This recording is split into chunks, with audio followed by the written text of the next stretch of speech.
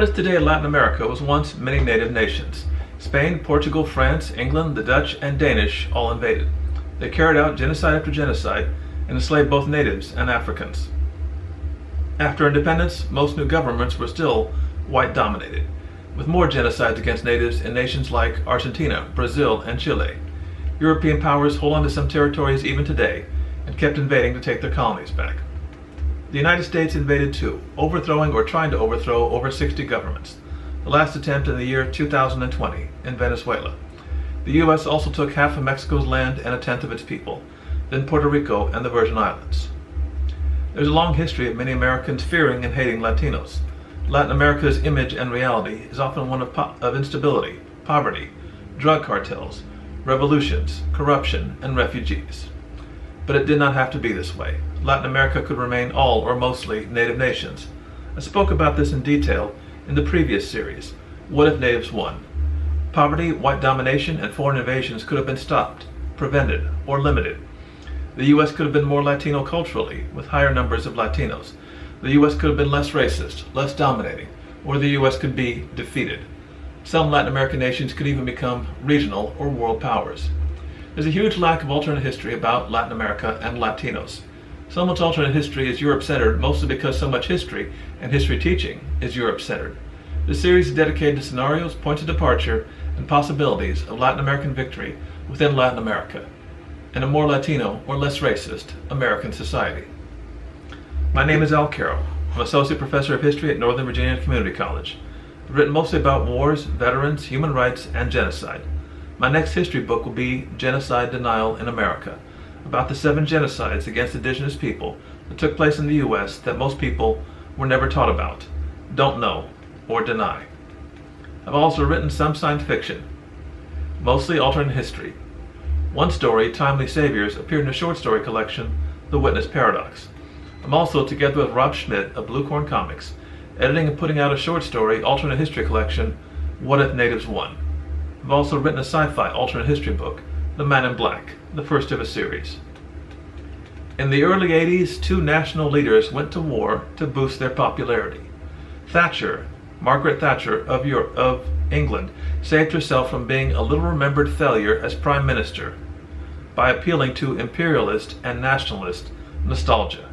And the military dictators of Argentina, led by Galtieri, tried to distract from a failing economy and demands for a return to democracy by appealing to Argentine nationalism and pride. 2 nations warred over a remote, mostly desolate set of islands with almost no people. As comedian Robin Williams joked, it was 2 nations fighting a ridiculous war over sheep, except that the cost of war was almost 1,000 lives. Falklands is the British name for the islands. Argentina's name for them is Malvinas. British supporters claim the islands were always British occupied. That's just not true.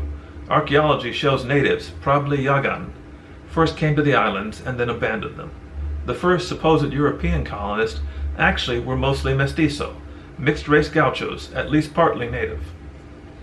One way to change the outcome of the Falklands War is if Thatcher loses to her Labour Party opponent, James Callaghan. If Callaghan had called an earlier election, or had succeeded at one or more of the issues which led to many people voting against them, such as Northern Ireland, Rhodesia, inflation, or strikes, he wins. Callaghan is unlikely to need to order an invasion. He was more competent on defense than Thatcher, and had previously ordered the islands defended by UK troops. Or if Callaghan did not send more troops, he'd negotiate with Argentina, which might be enough to see an election called and him losing it. But by that time, Argentina might be better prepared. There would be better defensive positions, more armor, and more experienced troops.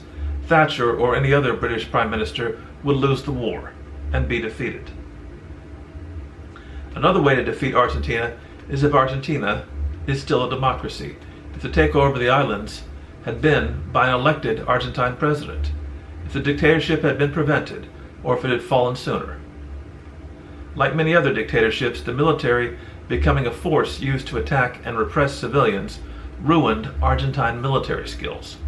In the so-called Dirty War, there were only a few guerrillas, tiny in number and defeated in a few months. the military went on killing and repressing for 7 more years. It was completely incapable of fighting an actual army. Argentine troops in the Falklands were unprepared and poorly supplied draftees with thin blankets and coats, often frostbitten, and with little ammo or even toilet paper. The military was designed to repress Argentinians, not fight other troops. Even so, Argentina came close to winning. 13 unexploded missiles hit British ships. A UK admiral admitted, quote, 6 more and we would have lost. The worst damage was the sinking of the Sheffield, killing and wounding dozens. It was the first British ship sunk in almost 40 years, and a huge shock to the British public. If any of the unexploded missiles explode, there are several targets that would be the most disastrous. This was a huge British military fleet. Over 24 warships and over 24 auxiliaries. Thatcher also sent 2 aircraft carriers, each with over 1,000 men, one of them an aging carrier only 2 years away from being sold. Each had dozens of aircraft.